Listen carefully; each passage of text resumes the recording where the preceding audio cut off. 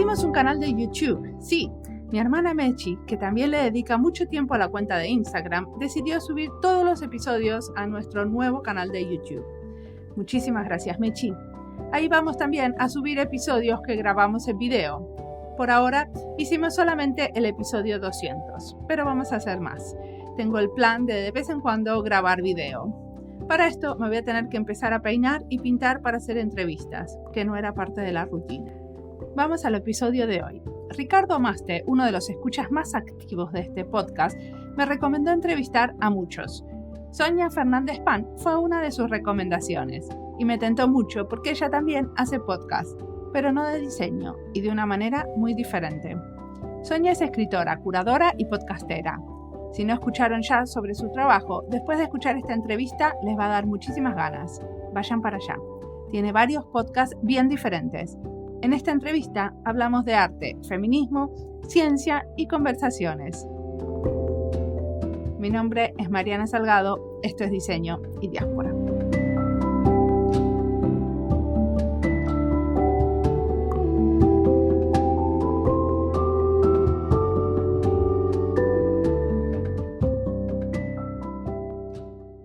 ¿Querés presentarte? Es que tengo que decir que nunca me habían hecho.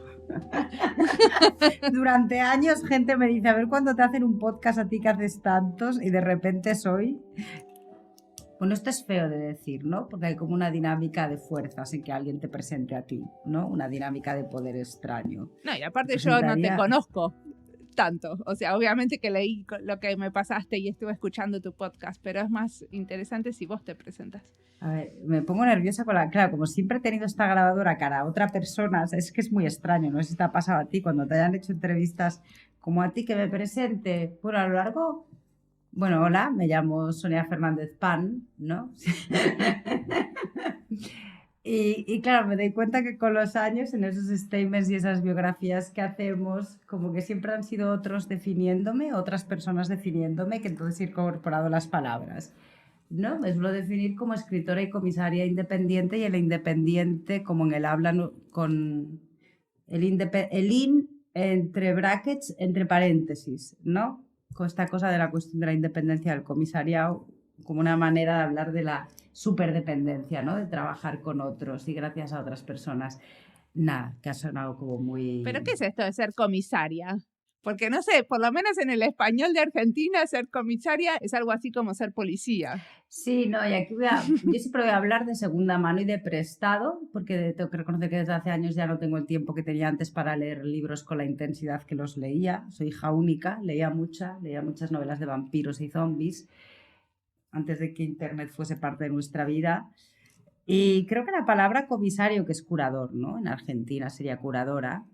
Es curadora y creo que viene del francés commissaire, que se encargaba de algo. Fíjate que no conozco ni bien la genealogía de mi propia profesión, ¿no? Porque siempre, bueno, como que no he hecho estudios comisariales o curatoriales. Entonces siempre... ¿Y qué estudiaste? Yo estudié Historia del Arte. ¿En dónde? Estudié en la Universidad de Santiago de Compostela, que queda tan lejos, allá en el finales del siglo XX, y luego hice un intercambio Erasmus en el cual estudié mucho y aprendí italiano. Erasmus en Roma y también un intercambio en la Universidad de Valencia. O sea, me acuerdo de repetirlo, porque ya las imágenes se van borrando, ¿no? Hay recuerdos que recuerdas y hay recuerdos que aprendes, porque otros te cuentan que los has vivido. Estos van a ser camino de que me los van a tener que contar ya, como siga evolucionando, como siga avanzando el reloj, ¿no?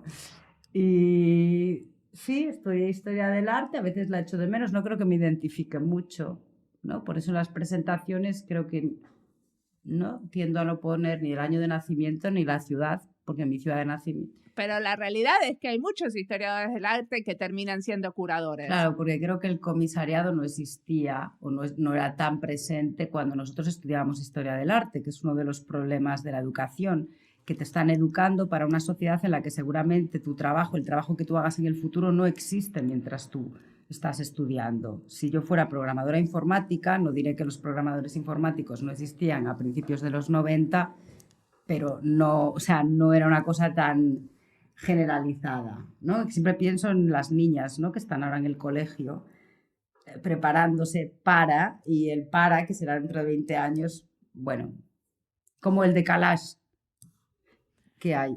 Sí, bueno, también por eso lo importante como del pensamiento crítico y o sea, como de que la universidad no sea solamente un entrenamiento y un oficio, ¿no? Es que ya ni me acuerdo. Como mi universidad fue a oscuras en un monasterio, porque yo elegí. Esto me parece muy importante para quien soy ahora. O sea, la gente me pregunta, ¿por qué elegiste estudiar historia del arte? Yo quería estudiar humanidades y humanidades, la sede de la universidad estaba en la ciudad donde viven mis padres y mi padre me dijo, porque soy la primera universitaria de la familia, me dijo, hombre, si vas a estudiar, vete a una ciudad vete a otra ciudad para tener esa vida de estudiante, ¿no? Con la que muchos hemos soñado y no hemos podido tener. Porque si evidentemente vives en la ciudad en la que viven tus padres, vas a vivir en la casa de tus padres todavía, no vas a vivir en otro piso con esa vida de estudiante, de dedícate a estudiar, ¿no? Porque en Galicia las familias ahorran mucho para que tú vayas a la universidad, porque tampoco se da la posibilidad de tener trabajos de estudiante, ¿no? Si eres camarero, camarera todo el día. Bueno, no, el caso es que a mí me interesaban más otras carreras, pero los edificios me parecían muy feos. Y pensé que si me tenía que pasar 5 años de mi vida dentro de un edificio, el edificio me tenía que gustar, ¿no? Es una cuestión estética. Luego el edificio en el que estudié era maravilloso, estaba en el centro de la ciudad y no tenía un sistema de calefacción muy bueno y me pasé 3 años, porque 2 estuve fuera, con abrigo, maldiciendo mi elección estética, mientras los que estudiaban filosofía en ese campus universitario tan feo tenían un sistema de calefacción maravilloso y estaban en camiseta corta, que es poco ecológico, pero que hubo una decisión estética de no quiero estar en un campus universitario y quiero estar en un edificio y en un entorno que me gusten, más que los contenidos de la carrera per se, ¿no? Porque lo mismo me daba filosofía que historia del arte, periodismo no me gustó, la universidad tampoco, era un edificio contemporáneo, bueno, en fin, que son esas decisiones que da vergüenza, pero con los años he dicho, no voy a contar que esto fue importante. ¿Y ahora qué te dedicas? ¿Qué es esto de ser curadora hoy en día? ¿Qué haces todos los días? Bueno, yo todos los días lo que hago es escribir mails, ¿no? Que a veces me dan ganas de poner, como el inglés es un idioma tan versátil, que te deja decir email writer en vez de writer, ¿no? Porque básicamente ahora hago podcast, hago lo que estamos haciendo aquí las dos. Ahora podría decirse que lo que hago es pensar con, y sí que lo pienso como mi práctica comisarial, porque el comisariado se entiende como que yo estaría haciendo exposiciones con artistas. No estoy haciendo eso en ese momento, ahora mismo. Estoy metida en proyectos de comisariado más tradicionales en los que haremos una exposición a final del año que viene, si todo sale bien, porque ahora como todo es tan inestable. Y lo que hago son 2 series de podcast. Una que se llama Ocean Under Corona con TVA 21 Academy. Esa es en inglés, ¿no? Son todos en inglés, las 2 series. No, pero yo escuché un par de episodios tuyos de Snorkel que eran en castellano. Ah, pero Snorkel ahora está parado, porque no tengo tiempo para Snorkel. Pero yo empecé haciendo podcast en Snorkel. Ah, ok. O sea, antes hacías podcast en Snorkel y ahora el podcast es como tu manera de ganarte la vida. Sí, ha sido así, contingencias de la vida. O sea, empecé haciendo podcast en el Museo de Arte Contemporáneo de Barcelona. Lo que pasa es que no hacía la edición, el proceso de edición con Audacity o con el programa que uses, sino que hacía las entrevistas y preparaba los guiones que daba la persona que hacía el proceso de edición con la voz. Y luego abrí Snorkel y, bueno, no yo sola, ¿no? También está Diego Bustamante, que es el diseñador de la web, y como es un proyecto online, pues el diseñador de la web es como el arquitecto. Y al principio los hacía muy cortitos, ¿no? Porque la subjetividad de las instituciones es fuerte, me refiero que se instala dentro de ti, imitas el modelo que has aprendido durante años y te llevas ese, y luego te das cuenta que realmente puedes hacerlos más como te dé la gana, más largos, más cortos, me introduciendo, ¿no? Y al principio sí que borraba más los aspectos que tenían que ver más con la vida y que no eran puro arte o puro pensamiento, y ahora me da pena. Creo que se han quedado muchas cosas en conversaciones con tantas personas que ahora me parecerían el grueso y no las notas a pie. Y aparte porque es interesante, no sé, a mí me gustan las anécdotas personales, porque mucho de eso tiene que ver con nuestras elecciones profesionales también, ¿no? Sí, como la universidad y el edificio. Claro, por ejemplo. No, me digo que ahora me interesa más la materialidad que las cosas, que los discursos sobre la materia, pues ahí estaba en mi elección de Miscar, ¿no? Bueno, esto también son que decía Irma Larriola a través de Helena Alcántara. automitopoiesis, bueno, que estos mitos fundacionales de tu propia vida y de tus propias elecciones que te creas que son ficciones. Sí. Pero entonces, ahora haces 2 podcasts. Uno es Ocean Under Corona y después el otro, ¿cuál es? Corona Under the Ocean y el otro es Feminism Under Corona. Corona Under the Ocean en relación a un tal virus que ha aparecido. Sí. No sé si lo conoces. Sí, me suena. Te suena. Aunque por allá ha llegado un poco en relación a otros lugares, ¿no? Cuando estaba en Helsinki. Era como turismo prepandémico, le llamaría yo. Para tener una experiencia prepandemia, vete a Helsinki. Bueno. Y la otra serie es Feminism Under Corona, que es en el Institut Kunst de Basel, que también el Institut Kunst de Basel es una colaboración Corona Under the Ocean, perdona, con TVA 21 Academy, que es esta organización de arte, no sé cómo resumir, eso, bueno, sabes, las presentaciones formales destinada al arte en relación a la investigación con los océanos de manera muy amplia, y esta serie de podcast dentro de toda la actividad que tienen, pues es una ola más, por seguir con las metáforas acuáticas que usamos, ¿no? Pero la onda de es que estás entrevistando investigadores en arte. Lo estoy investigando a pensadores, a científicos, a artistas, a mucha gente. Y en el Feminism Under Corona, pues, como su mismo título dice, pues a feministas. Bueno, pero el feminismo durante el corona se hace como muy relevante con todo lo que está pasando con la violencia hacia la mujer, ¿cierto? ¿O no están tomando específicamente ese tema? No, yo pienso el feminismo afuera del ser humano, también con todos los problemas del extractivismo, pero sí, también qué concepto de mujer tenemos, ¿no? O sea, porque ahora hay un montón de... abres Twitter y es como abrir la caja de Pandora, ¿no? Y todas las discusiones, que a veces me decía justo el otro día alguien, ¿no? Que quizás el nombre feminismo que remitía tanto a lo femenino, y yo, bueno, pero dentro, no sé si tiene sentido ahora que empecemos un debate aquí el feminismo. No, bueno, ¿por qué no?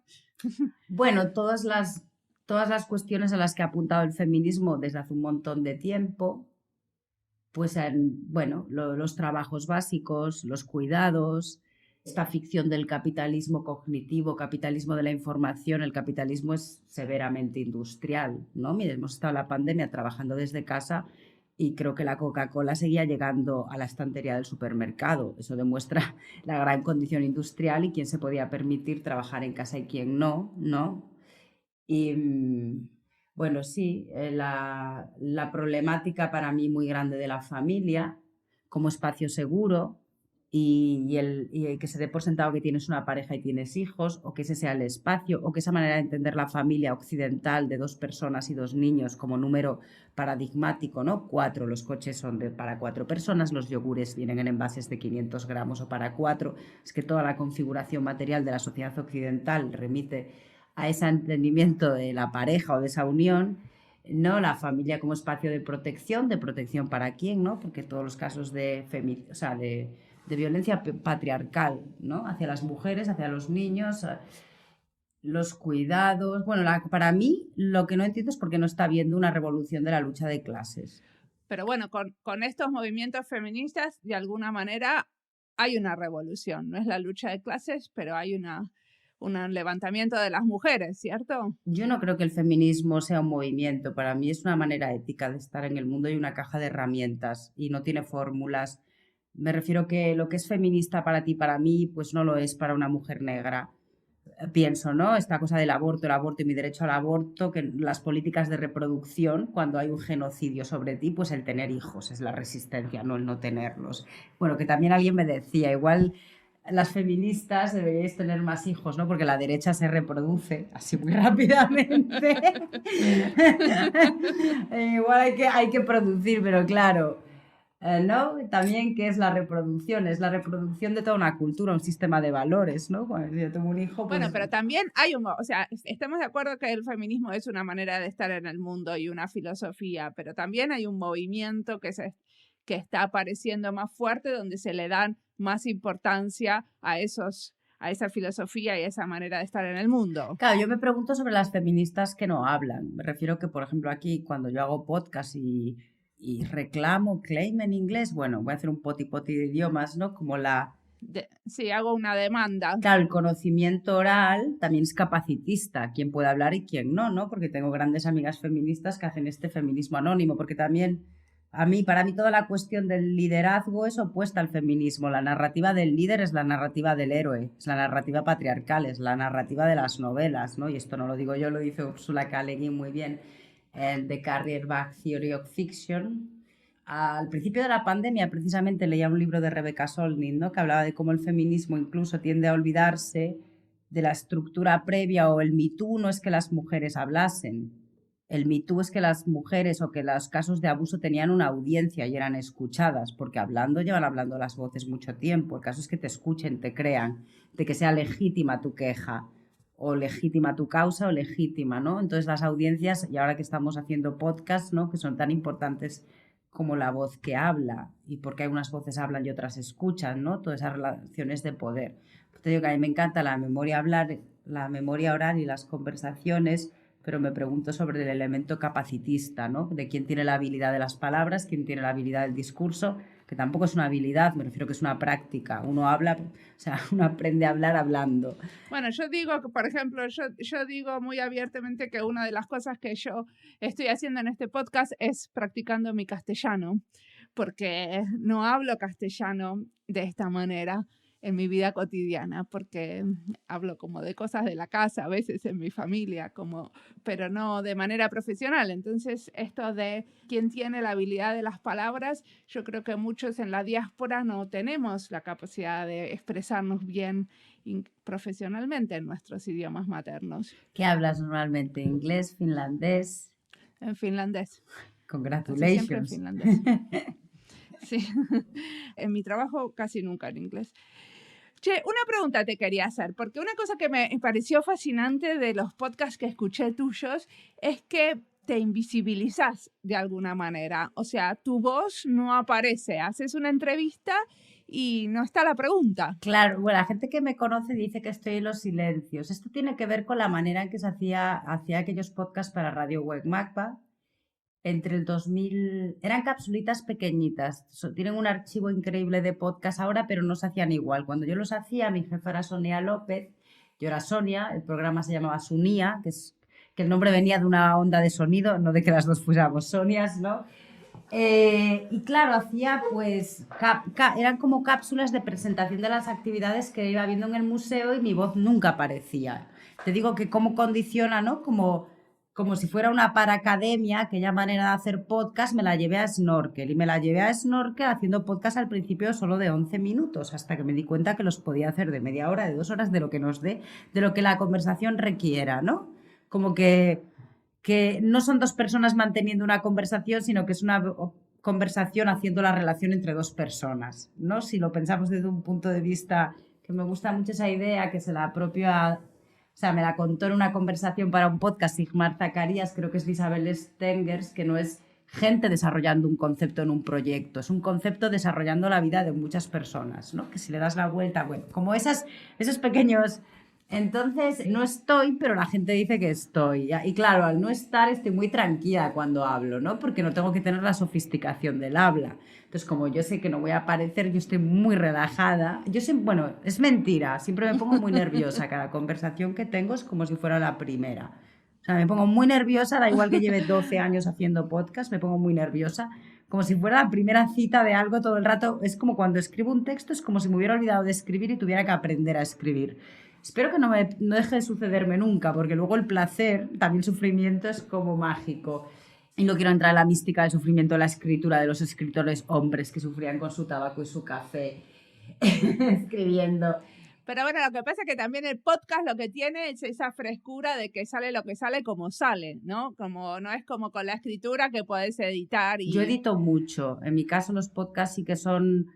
Lo hablaba con Camila Marambio en el último, que alguien me dijo, claro, la gente que habla conmigo saben cómo hablan, no cambio, no censuro, pero las muletillas, digamos que los restos del habla, que también tengo un problema con considerar residual una muletilla, una manera de pensar. Yo al principio limpiaba mucho a la gente en el aspecto de que eran máquinas discursivas que hablaban asertivamente, ¿no? Y alguno me decía, como Paco Chanivet, pero no soy yo. ¿no? Y entonces a mí será que me encanta la limpieza y soy un poco neurótico compulsiva y no puedo no limpiar, que quito todas las desviaciones, luego sé cosas que hay que quitar, luego tienes una conversación porque lo personal es político, pero luego llegamos a unos grados de intimidad que lo íntimo ya es complicado porque tu vida es la vida de los demás, ¿no? O sea, si yo te estoy contando algo e incorporo en la anécdota a otra persona, ¿hasta qué punto es legítimo que esto salga en público para la otra persona, ¿no? Siempre hay estos conflictos para mí entre lo personal y lo íntimo. Como yo hago esto de oversharing que dicen en Estados Unidos, ¿no? Entonces yo sí que tengo un trabajo, digamos que de bolillos, de artesanía del habla, que lo he llamado como cirugía cosmética, cirugía discursiva, que lo llamaba, lo disfruto mucho, a mí me gusta mucho y últimamente pues trabajo con Stephen McKeevo, no sé si lo pronunciaré bien, es músico y hace los sonidos y la música para las 2 series de podcast de las que te he hablado antes y me encanta, ¿no? Porque en cada podcast yo me pongo un reto de ir insertando más sonidos. Sí que hay una condición de edición muy grande, que también la noto cuando he transcrito. Sí, bueno, pero también lo que más, no sé, lo que más yo disfruto, por ejemplo, es ese momento de estar los dos hablando de algo como muy concentradamente y que se está como construyendo ese diálogo en común, ¿no? Que es como... Sí, esto lo aprendí, como lo has... Luis Nacenta, en uno de los podcasts de Snorkel, ¿no? Me decía que guay, aparte él usa mucho la palabra guay, que esto es un pensar con, ¿no? No estamos pensando sobre algo, sino que estamos pensando con, ¿no? Y este thinking with, que me lo apropio de él, ¿no? Porque es que al final leí hace poco, o sea, es una contradicción lo que hago ahora, de citar un libro escrito para hablar de las conversaciones, pero estaba en casa de una chica en Copenhague y vi un libro de Stefano Harney y Fred Moten creo que le decía a Stefano Harney que todas las mejores ideas que había tenido las había encontrado en conversaciones con gente. A mí me interesa romper esta mitología de que uno lee libros y se inspira para hacer proyectos, porque no es así. O sea, las ideas aparecen yendo al supermercado, en la ducha, preparando algo. No, bueno, también, no sé, a mí me salen ideas inspiradas en libros, por ejemplo, pero de alguna manera es una conversación que yo tengo con el que hizo ese libro o con el que está diciendo algo. También es un diálogo eso. O te lees un libro y lo compartes con una amiga o con alguien y hablas del libro y ahí es cuando... Sí, para mí hay una relación, un impulso casi erótico en leer teoría, ¿no? Le toma el cuerpo de manera muy fuerte. Pero también por dónde circulan esos libros, cómo llegas a los libros, ¿no? Siempre te los recomienda alguien. Totalmente. ¿Quién te los recomendó? Sí. Sí, ¿quién te los recomendó? Y a veces a mí me gustan más los libros cuando me los cuentan que cuando me los leo yo, ¿no? Bueno, porque tienen el punto de vista más enfocado. O las obras de arte, o las anécdotas, ¿no? O esta cosa del rumor, ¿no? Hay un artista que también está en Snorkel que se llama Simón Asencio, de cómo la estructura del rumor, cómo vas añadiendo capas, cómo lo vas especiando, ¿no? Que se dice como añadir especias a las historias, y me gusta cuando eso pasa con la filosofía dura, ¿no? Que alguien añade un dato, que ya la teoría está como desvirtuada, la teoría, la primera, ¿no? Porque me gusta mucho Azucena Vieite, una artista que dice que no hay imágenes originales, sino imágenes primeras. La primera para ti puede ser, ¿no? Como luego cuando vas, o sea, te han contado una teoría, te han hablado de ella y cuando vas y la lees, a mí, y a veces me fascina más cómo me la han contado, o sea, me suele pasar bastantes veces. Bueno, yo creo que por lo menos para mí esto de construir el diálogo con el otro tiene mucho que ver también con el proceso de diseño. Como diseñadora, por ejemplo, nosotros trabajamos mucho con el otro, o sea, como es muy raro estar diseñando solo. Como muchísimo de lo que hacemos es sentarnos a pensar con otro, incluso cuando investigamos, analizamos juntos qué coño sacamos de lo que sacamos, o sea, cuál fue el resultado, cuál es el problema, hacemos brainstorming, y los brainstorming son siempre colaborativos. No es que haces una tormenta de ideas solo, porque lo que sucede cuando lo haces en grupo no tiene como, es como exponencial a lo que sucede cuando tratas de ponerte a hacer una tormenta de ideas vos solito. Y aunque sea solito, solita, a mí me pasa que cuando pienso elijo interlocutores con los que hablo. Tengo un pensamiento muy textual, no conozco artistas que me dicen que piensan con imágenes, yo no sé cómo es eso, me gustaría, o sea, acuden imágenes. No, pero incluso en bicicleta, que yo pienso mucho en bici, pues eliges un interlocutor u otro, ¿no? Y hablas. O sea, lo que pasa, ¿no? Que esto también lo llamaba el síndrome de la escalera, que se llama en francés, ¿no? Que tú y yo tenemos ahora una discusión y una de las dos no tiene réplica inmediata, y es cuando vuelves a casa y cuando subes la escalera que aparece aquella frase que quisieras haber dicho en el momento en que estabas discutiendo, pero como no tienes una máquina del tiempo y no puedes volver atrás y no te la puedo decir o tú decírmela a mí. Y entonces creo que fue Vila Matas, este escritor catalán español, que dijo que la mayor parte de libros y de obras de arte y canciones son una réplica que no pudo ser dada a ese momento al síndrome de la escalera, ¿no? Y esto lo descubrí gracias a Lua Coder, que en una conversación con ella. ¿Ves? Es que aunque te esté hablando de Vila Matas o tal, siempre hay una conversación en el medio que me lleva o que me pone en las cosas, ¿no? Bueno, pero también todo esto tiene que ver con esto de que realmente nuestro cerebro funciona mejor cuando estamos en movimiento y que pocas veces cuando estamos trabajando utilizamos eso más conscientemente, porque en general no decís, bueno, a ver, tengo que resolver esto, me voy a dar una vuelta en bici. Claro, bueno, aquí hay un arquitecto que leí un libro hace mucho tiempo, y aquí sí que es un libro, no me acuerdo el nombre o no me quiero acordar, que hacía una unión en cómo la filosofía occidental, griega, antigua, ¿no? Se había inventado cuando el ser humano, el hombre blanco occidental, desde luego, había inventado el plano para caminar o las escaleras, porque cuando tú tienes que pensar el territorio, la tierra sobre la que caminas, es que territorio es como la propiedad en la tierra, ¿no? Me gusta más en inglés que tienes land y territory. Esta cuestión de cómo puedes predecir los siguientes pasos de tu cuerpo, te puedes abstraer a tener esos pensamientos, ¿no? Y pensaba yo en la escuela peripatética, dando todo el rato vueltas al peristilo, al patio. Pero bueno, que sí, que cuando vas por la montaña realmente tienes que estar pensando por dónde caminas. O sea, pero también llegas a momentos de abstracción, ¿no? No voy mucho por la montaña, o sea que no. Pero bueno, montaña, ¿no? A ir al metro ya en Helsinki ya es un paseo por la montaña.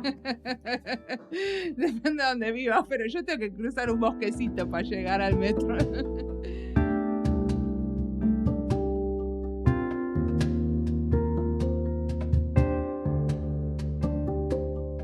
Sonia habla de pensar con, y creo que eso hago acá también en estas charlas.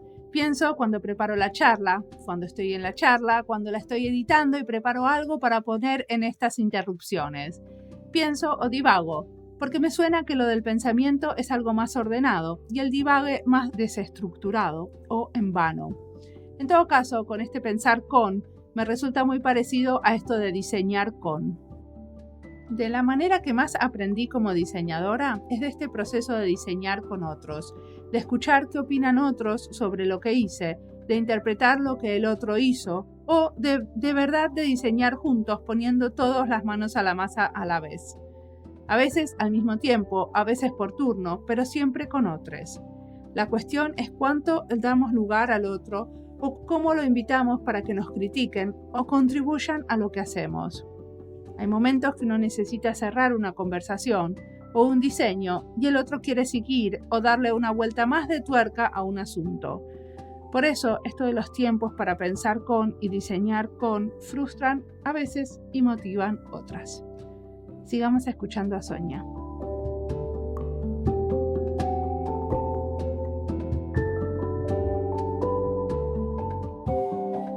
Preguntarte algo ya con esto del podcast, que cómo es la relación con la audiencia, cómo ves esa presencia y no presencia, ¿no? Que siempre que aunque estemos nosotras dos hablando, está ese tercero que es que nos van a escuchar, ¿no?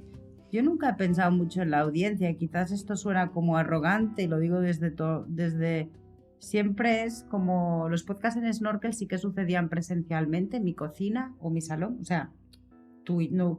Ahora me he dado cuenta que hasta a nivel de edición es más práctico en pantalla, si alguien llevaba cascos, ¿no? Porque tenía que escuchar mucho, hacer guiones. Ahora como mi voz ya no aparece, no es que no aparezca en el podcast, es que no aparece ni en la grabación.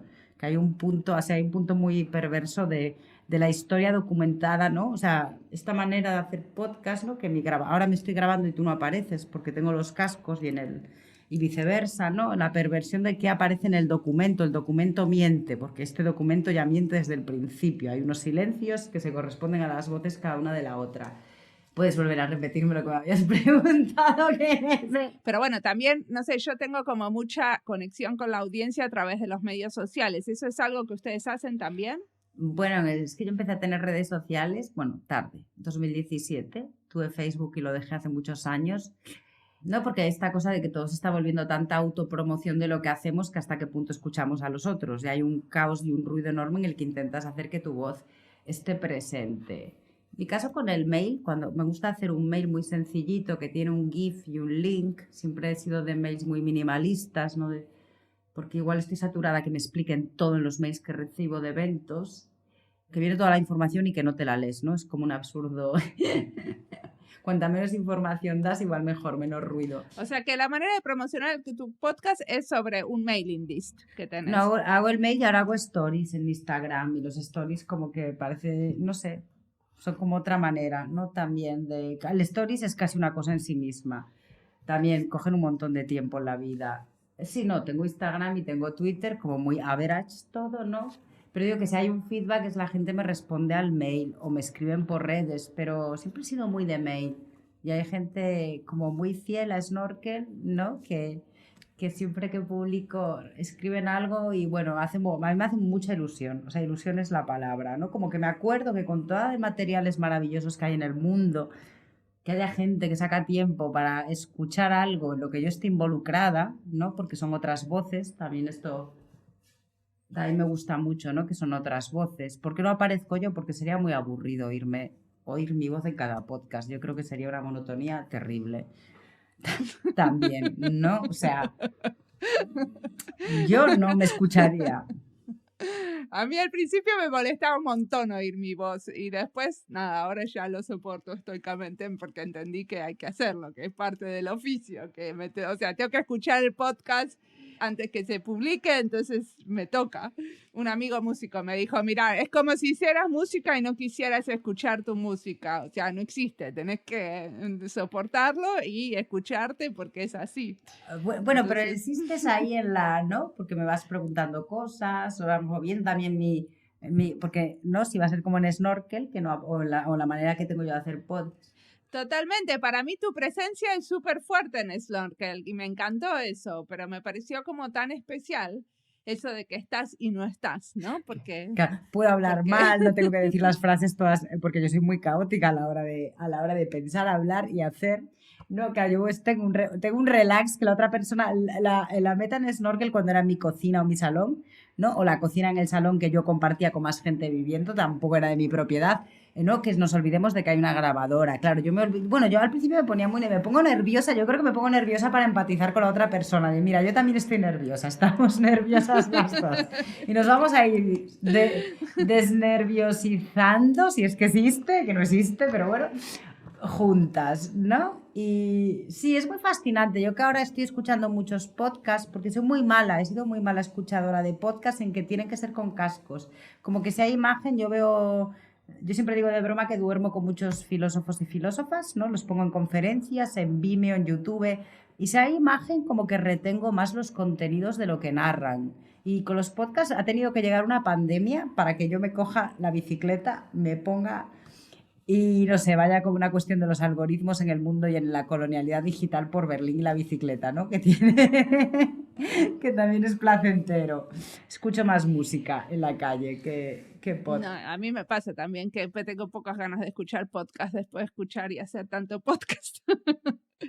Igual los tuyos los escuché con mucho placer hoy. Decime una cosa, ¿qué cosas te inspiran en este momento? En este momento que me inspira la realidad más allá de los podcasts.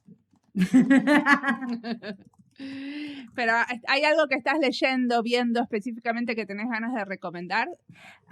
Bueno, recientemente, a ver, ya lo leo por placer o todo lo que leemos, ¿no? Cuando trabajamos en cultura rápidamente te lo llevas al campo de lo laboral porque esta división trabajo-vida ya sabemos que ha quedado obsoleta y caduca hace mucho. Las mujeres siempre la tuvieron obsoleta y caduca, ¿no? Desde donde empieza y termina el trabajo. Tengo un libro que tengo un mogollón de ganas de leer, que me lo compré en Helsinki, que lo tengo aquí sosteniendo la grabadora, que es Reflections on Gender and Science, de Evelyn Foss Keller. Luego tengo otro que tampoco me he leído, que se llama Space Opera, de Catherine Valente, que es como una cosa es como una ópera glam de ciencia ficción. Y sí que me leí para la entrevista con Mackenzie Bark, me leí su libro Reverse Cowgirl, que está súper bien, ¿no? Que, bueno, donde ella mezcla, como bueno, es una autoetnografía que ella dice, bueno, pues va con... Es un libro muy pornográfico, ¿no? Yo de broma le digo a la gente, yo te presto el libro y también te presto una caja de Kleenex para que te vayas limpiando, tanto sexo que hay, tanto fluido. Y le decía a ella, no sé qué pasa, que mis libros de teoría venden mucho mejor que mi libro porno, ¿no? Me lo decía en el podcast que estoy editando. Pero tengo un montón de PDFs, más bien tengo deseos, tengo una lista de materiales que jamás voy a leer, que quiero leer y que viviré siempre con el peso de no haberlos leído, porque como nací antes de que Internet fuese tan habitual, todavía creo que te puedes leer los libros enteros, que te puedes abstraer en ellos. ¿Tú lees? Yo leo, sí, pero por ejemplo, un amigo me decía que eso de tener muchos libros en la biblioteca que uno no leyó, también es como una manera de como verse representado en eso que uno quiere, ¿no? Esos son los libros que yo quiero leer. Claro, ese es el... Claro, yo como he ido haciendo mudanzas, me acuerdo de alguien que entró en una habitación mía hace años y se quedó muy decepcionada porque no había libros, ¿no? Y le dije que le decepcionaba que alguien como yo no tuviera libros. Y le digo, es que acabo de enviar 700 libros y 300 vinilos a casa de mis padres en unos palets. No es que no tenga, es que... Y claro, con los libros que uno tiene es más el autorretrato que tú te haces. Y ahora en la pandemia ha sido muy evidente. Me acuerdo que leí un tuit muy divertido de una mujer al principio de la pandemia que decía que la habían invitado a tener una conversación en la televisión, pero que había dicho que no porque no tenía suficientes libros en la estantería detrás. No, eran todos los intelectuales poniéndose con los libros detrás, que yo y todavía era como... Zoom no se dio cuenta que podía poner atrás una estantería con libros. No, a mí me fascinaba la gente que yo siempre tengo la pared vacía, o ahora tenemos la puerta. No tengo los libros en estanterías, para empezar ya, los tengo en un rinconcito, pero el libro como fetiche, como objeto de cultura, o sea, ¿no? Es como todos los objetos que tienes puestos en relación a hacer un retrato de ti. No son las gafas que tú llevas, Mariana, son las gafas con el pelo, con la lámpara, ¿no? No es que tengas unos pantalones X, es todo el conjunto que da como un sentido X o un sentido Y o un sentido Z, no quiero ser binaria tampoco. Y con lo de los libros, cuando te vas mudando de pisos, y ahora que estoy en Berlín y me mudo dentro de la ciudad, pues es que no me interesa, ya me veo con demasiados libros. Entonces, bueno, tengo muchos PDFs, no me gusta leer en PDF, soy miope, tengo 6 dioptrías, o sea, noto que se me quema la retina más, si es que se quema la retina leyendo el ordenador, que no lo sé, pero bueno, yo lo siento de esa manera. ¿Y qué recomendaría? Pues recomiendo podcast. O sea, hay unos podcasts que me encantan que se llaman Sangre Fucsia. Sangre Fucsia, ¿quién lo hace? Que lo hacen unas feministas maravillosas en España y creo que son de las pioneras, aunque decir que son las pioneras ya me mete de nuevo en la narrativa del leadership que no me gusta. Escuchaba un podcast maravilloso con Elizabeth Povinelli en Iflux, que también empezaron a hacer podcast hace tiempo. Ya te digo, yo soy más de ponerme la pantallita con conferencias y cosas en YouTube, como que me gusta ver, no duermo sola, entonces duermo con el ordenador y con... Me encantaba dormir con Deleuze y con el abecedario, el ABC de Deleuze. Lo que pasa es que lo quitaron de YouTube, ya no está libre. Yo me acuerdo que aquella fue mi maravilla. Yo no veo teleseries, de aquello fue como una teleserie. El ABC de Deleuze, que me costaba tanto leerlo, pero es que en modo entrevista, ¿no? En modo entrevista como que la oralidad funciona diferente al texto escrito, ¿no? Funciona de manera muy diferente. Por eso es muy interesante también en los podcasts. A mí se me hace cómo usar los sonidos para hacer puntos y seguidos, puntos y aparte. En Snorkel no lo hacía tanto porque no me atrevía tanto a meter más sonidos, pero en el feminismo under Corona y Corona under the Ocean sí, y me doy cuenta que hay una manera de hacer puntuación a través de la oralidad. Que justo hoy una amiga me enviaba un cachito de que dice Carla Lonzi, que no sé si sabes, esta crítica de arte italiana. No la conozco.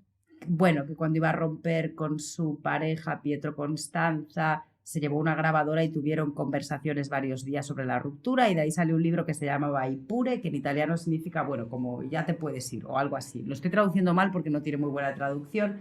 Y entonces ahí fue como que bien que leo italiano para leer Vai pure, que seguro que está traducido a más idiomas, pero... Y es una conversación de ruptura, ¿no? Y él es el hombre con letras mayúsculas, el hombre, ¿no? Y ella es Y aparte él creo que se enfadó porque ella hizo un libro con esta serie de conversaciones, pero allá va con la grabadora a esta ruptura por capítulos, ¿no? Que termina en un libro, y una amiga, Luz Broto, artista además, me enviaba hoy un cachito de Andrea Valdés, que es una escritora de Barcelona, bueno, que hablaba de Carla Lonzi, de la oralidad. Y bueno, que también como todos estos materiales llegan, ¿no? A mí me interesa mucho como la biografía de los materiales, las manos por las que pasan hasta llegar Sí. a ti. Decime una cosa, ¿y el futuro cómo lo ves? ¿Qué te ves haciendo? Ahora es podcast. ¿Vamos a cambiar o va a cambiar? ¿Qué va a cambiar? Pues no lo sé, tendrá que ser el futuro que me lo diga. Bueno, haré podcast unos meses más. A mí me gusta mucho hacer podcast. O sea, me gusta mucho el proceso. El podcast es el resultado, pero me gusta. Y en Snorkel, que en Snorkel no tenía una temporalidad de cada 3 semanas, estaba la conversación pública y estaban los enormes mails que nos enviábamos. O sea, ¿no? Que a veces yo, como crecí leyendo esas cartas de escritores, ¿no? Como que Cortázar escribe a no sé dónde desde París y entonces pone el papel de carbón y hace una copia para mí y una copia para la posteridad. Ahora digo que con tanto mail, tanto mensaje, tanto GIF, no digo, ¿cómo serán los libros de la literatura epistolar, ¿no? De tal escritora, Maggie Nelson, escribiendo a no sé quién, ¿no? Entre mensajes, GIFs, mails, ¿no? Antiguamente estaba todo ya se veía el libro por venir. Bueno, pero también por eso la curación, ¿no? Porque estamos produciendo y estamos juntando, recolectando más pedazos y documentando muchísimo más, ¿no? A través de fotos, mails, audio. Pero no sé si te pasa, yo saco un montón de fotos cada día, tengo una pulsión y no las miro nunca. Y tengo un disco duro que se acaba de estropear y tengo que encontrar a alguien que lo revive, pero luego digo, ¿para qué? O sea, da igual, todo lo que he hecho en los últimos 5 años, luego tienes que preparar una dossier, buscar trabajo y necesitas toda esa... Pero pensaba, esta cosa mía compulsiva de sacar la foto, encima me encanta que la cámara es miope como yo. O sea, ese momento que la cámara del teléfono tiene que enfocar, me siento tan identificada con el teléfono. Y no paro de sacar fotos, yo que pasé de la Polaroid a los llamados smartphones, y esa pulsión documental, ¿no? Como todas estas conversaciones grabadas, que está el podcast resultante y luego la conversación, ¿no? En Snorkel sí aparecía yo en los archivos de audio. Durante la pandemia para estas 2 series no aparezco yo, entonces ya ni siquiera estoy en el archivo. Eso me tiene fascinada. ¿Pero tenés alguna idea del futuro? ¿Qué pensás? ¿En qué te ves? Pues no. ¿Qué querés? ¿Qué quiero? Bueno, es que como el futuro fue un tema que investigamos mucho en un proyecto que comisarié, y estaba ¿no? Como creo que el futuro, la imaginación no es libre, sino que estamos tremendamente sujetos a los condicionantes de producción que tenemos. Es decir, igual porque soy de clase trabajadora, nunca he deseado ni he sufrido deseando tener un yate o un avión privado. Mis deseos siempre han sido muy posibles, que no sé si es bueno o es malo, no tengo esa ambición neoliberal. Entonces, un poco de vacaciones en el futuro. Me gusta, porque ¿no? La pandemia aparece y en mi caso entro en un aceleracionismo digital salvaje, en el que me lo paso. Pero antes de la pandemia estuviste en Helsinki de vacaciones, Estuve ¿no? 5 días durante la pandemia en Helsinki. Ah, durante la pandemia. Sí. ¿Cómo Por eso entraste? ¿Cómo entré? Por avión. Ah, ok, pero eso era cuando todavía no estaba cerrado España. No, en la pandemia, me refiero que fui hace un mes. Ah, mira, wow. Qué bárbaro. Sí. O sea que viniste de vacaciones acá 5 días. Fui 5 días a Helsinki. ¿Y qué hiciste acá? ¿Qué hice? Pasear y disfrutar de las distancias como... Bueno, yo no sé cómo era Finlandia antes del COVID-19, del COVID-19 o la COVID, no sé cómo se dice en castellano. Yo, claro, la vi muy... No es lo que te decía del turismo protopandémico, es como una experiencia del mundo antes de la pandemia, así lo viví yo. Y luego el regaliz me gusta muchísimo. Era un peligro. Ah, pero vos pudiste venir porque vos estabas viniendo de Alemania, porque de España está más complicado, pero Alemania no tiene tantos casos, entonces estaba la frontera abierta durante el verano. O sea, ahora Alemania. está cerrada con España. O sea, que hacen test en el aeropuerto. Sí, no, a mí me preguntaron de dónde venía, dije de Berlín. Así que sí. hiciste turismo protopandémico, ¿qué sería? ¿Qué tipo de cosas? Igual pudiste ir al sauna, todo. No fui a la sauna y vi gente con altavoces en parques, pero nadie bailaba, lo cual me sorprendía, me parecía que eran como niños Digo, tienen la música, tienen el environment, tienen la regulación que lo posibilita, pero sin embargo nadie baila. No, digo, si me... si- No, acá no se baila mucho. ya, no se baila mucho, ya lo vi. No, tenés que ir a una fiesta latina, tenés que insistir con el tema. No, no es algo que surja muy naturalmente. No, ya te digo que no sé cómo era Helsinki antes de esta pandemia. Bueno, pasé mucho y estuve hablando mucho con la amiga a la que iba a visitar. Hablábamos mucho, ¿no? Los viajes de reencontrarte, de, bueno, seguir la conversación que habías dejado hace tiempo, desde la última vez que te veías. Vamos, y sí que fui al museo, ¿no? Fui al Museo de Bellas Artes, que está cerca de la estación, y te das cuenta, pues, que no es que sea una experta yo en la historia finlandesa, ¿no? Pero como que no hay expolio de obras y te das cuenta que mucho imperialismo pues no han hecho. O parece ser que no. ¿No? Cuando tú vas a... ¿Qué quiere decir que no hay expolio? Pues que cuando vas a la Gliptoteca de Copenhague, pues está todo el arte griego antiguo allí y un montón de piezas. Ah, que no nos robamos todos. Claro. Y cuando vas al Pergamo Museum de Berlín, porque está el altar de Pérgamo en Berlín, ¿no? Preguntas como muy... Sí, eso es verdad. Acá no tenemos eso. No, que había como chistes en los memes, ¿no? Como gente quejándose del colonialismo, pero vayamos al British Museum por la tarde. Bueno, en fin. No, pues... Buenísimo. Bueno, te agradezco muchísimo la entrevista. Estuvo muy linda. Pues espero que te sirva de algo todo este caos que te he soltado. No, buenísimo. Pero, bueno, igual quería añadir una cosa final. ¿Puedo? Sí, claro. Que en estos mitos, ¿no? Que alguien me decía que por qué me gusta tanto hablar, que en estos mitos como fundacionales, lo que voy a hablar de un recuerdo que he aprendido de mi vida, porque lo cuenta mi madre, ¿no? Como yo soy hija única, al parecer era una niña que era muy buena. Estaba siempre solita en casa, solita no, estaba con mi madre. Pero bueno, seguro que tenía unos momentos de estar sola muy... Recuerdo mucha soledad en positivo en mi infancia, como un espacio de reflexión mío, un espacio mío y luego estaba el espacio de los adultos. Y los adultos no venían todo el rato a mi espacio, sino que había como un escudo de protección. Anyway, el caso es que mi primer día de colegio, bueno, parece ser que en Vitoria-Gasteiz, donde nací, crecí los primeros años en el País Vasco, pues que los alumnos estaban separados por mesas, ¿no? Y estaba pues la mesa octogonal de tal color, con tantos niños y niñas, la mesa, y que cuando fue mi madre a recogerme al colegio, la profesora le preguntó qué pasaba conmigo, que hablaba tanto, porque que me habían puesto en todas las mesas con todos los tipos y categorías de niños, los niños que hacían bullying, las niñas pijas, y que yo tenía una insistencia en hablar con todo el mundo y que me pusieron en una mesa, en una esquinita sola, para que no hablase tanto. ¿No? Claro, socialmente se le conoce a una porque habla mucho, claro, luego estás en casa sola un montón y no hablas.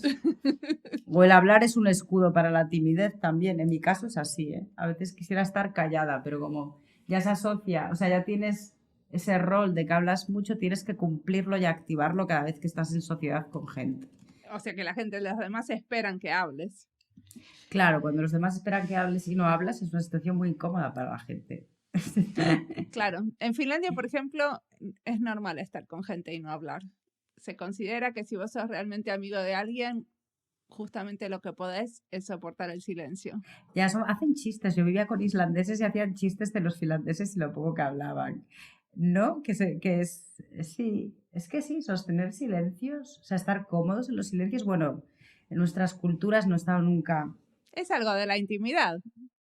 Estar cómodos en los silencios. Yo a veces, a veces gastamos lenguaje y palabras, ¿no? ¿Para qué necesitas comunicar, ¿no? Yo veo que, por ejemplo, la cultura española es una cultura más y más con el WhatsApp de comunicar casi las rutinas logísticas de cada día, ¿no? O sea, que yo esto al vivir en Alemania lo he ido perdiendo, ¿no? Esta cosa que pienso que con las redes sociales también pasa, y por redes sociales me refiero a WhatsApp más, que es más privada, ¿no? Que te pasen cosas y que las medites y luego las cuentes como un relato, pero tenemos contarlo todo al momento, que ahora que claro, tú vives allí, llevas tantos años ahí, debe ser como surrealista.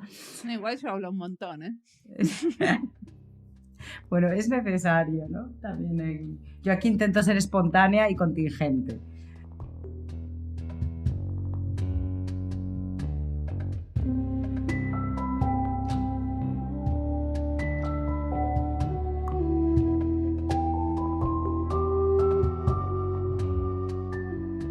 Sonia valora que la gente tenga tiempo para escuchar. Es así.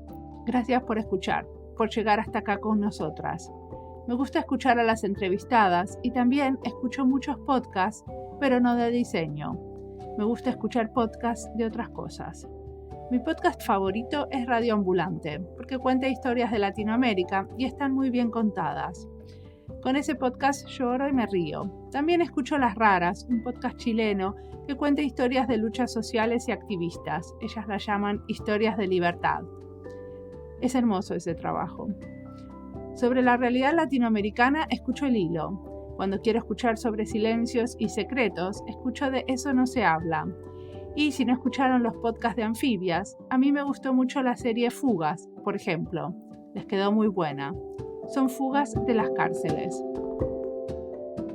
Nuestro editor de sonido, Andy, participa de un podcast, El verdadero robo del siglo. Está buenísimo.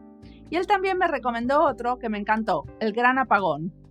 Gracias, Andy. Quiero más recomendaciones porque me gusta escuchar y estoy muy agradecida cuando nos escuchan, porque hay tantas cosas maravillosas a las que ofrecerle atención. Y Andy me recuerda que este es el primer podcast después de llegar a los 200. Es un poco como empezar de nuevo. Y por eso también tenemos nueva música.